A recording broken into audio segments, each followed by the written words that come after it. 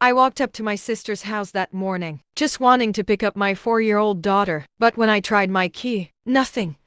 No answer at the door. And then, when I knocked, silence. That's when I called the police. And the officer, looking serious, whispered something that froze me in my tracks. "Ma'am, you shouldn't look inside. If you've ever felt helpless, betrayed, or pushed too far, hit that subscribe button. Like this video, because what happened next isn't just shocking, it's a story of justice, courage, and a mother's resolve. Let's dive in. It was a typical Saturday morning, or at least, that's what I thought. I had planned to pick up my daughter from my sister's house after a week with her. My daughter, little Emma, always ran to me with her tiny arms wide open, her face lighting up with a grin that could melt any worry. I jingled my keys as I approached the door, humming softly, thinking about the cartoons we'd watched together that afternoon. But when I tried to unlock the door, nothing happened. I fumbled with the key, tried again, but it simply wouldn't turn. I knocked. Once. Twice. 3 times. Silence. I called my sister's phone. Nothing.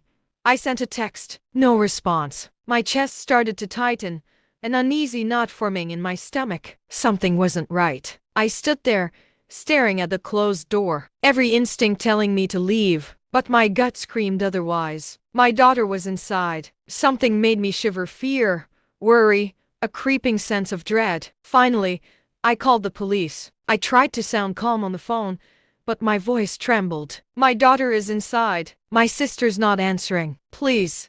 I'm worried." Within minutes, an officer arrived. He looked like he had seen a lot, but there was something in his eyes that made me uneasy. He nodded at me, and I explained the situation. Then he carefully pulled out his master key, opened the door, and stepped inside. He turned to me, his voice dropping. "Ma'am, you shouldn't look." "Why not?" I asked, my voice shaking, the words barely audible. He hesitated, scanning the living room like he was assessing the danger. "Because what's inside? It's not something you'll forget easily." My stomach lurched. I wanted to run, to protect myself from whatever horror lay beyond the threshold. But my daughter, my sweet little girl, was inside, and I had no choice but to follow. I stepped in. The smell hit me first, stale, sour, something that made my eyes water. Then I saw her. My sister, who I had trusted, was sitting on the couch, completely oblivious to the world outside. Emma was there too, but she was different. She was quiet. Too quiet. I blinked. My mind scrambled to process what I was seeing. My sister had taken over the living room with what looked like a bizarre shrine. Pictures of Emma, but altered. Objects. Sticky, oddly arranged.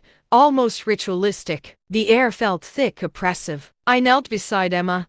She smiled at me weakly, clinging to her stuffed bunny. "Mommy," she whispered. I swallowed hard, holding back tears. "It's okay, baby. Mommy's here." I turned to my sister. What is this?" My voice shook, a mix of fear and fury. Her eyes narrowed. "You don't understand," she hissed. "I just wanted to protect her." "You're not doing it right." The officer stepped in between us, calm but firm. "Ma'am, this isn't normal. We need to take Emma somewhere safe." I grabbed my daughter and held her tight. Every instinct in me screamed to get out, to never look back. But as we left, I felt a fire ignite inside me, a mix of horror, anger, and determination. This wasn't just fear. This was betrayal. Back at home, I couldn't sleep. Images of that room haunted me. My sister, the one I had loved, had crossed a line no one should ever cross. I knew then I had to act, not just for Emma,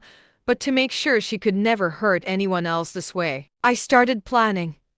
Quietly, strategically. First, I documented everything: photographs, voice memos, detailed notes. Every detail, every strange object, every unsettling word my sister had said. Then, I researched her behavior patterns. I needed to know her routines, her weaknesses. The psychological twist here, something viewers will latch onto, is that revenge isn't just about anger. It's about precision, patience, and understanding the person you're dealing with. I wasn't going to scream or confront her recklessly. I needed her to feel the consequences, to understand that trust, once broken, leaves a permanent mark. I waited for a weekend when she would be alone. I enlisted the help of the officer, who agreed to coordinate with me to ensure Emma's safety while I executed my plan. When the day came, I walked into her house not as the naive sister, but as someone prepared, calm, and deliberate. She was surprised, naturally. "What are you?" I held up the evidence. Photos,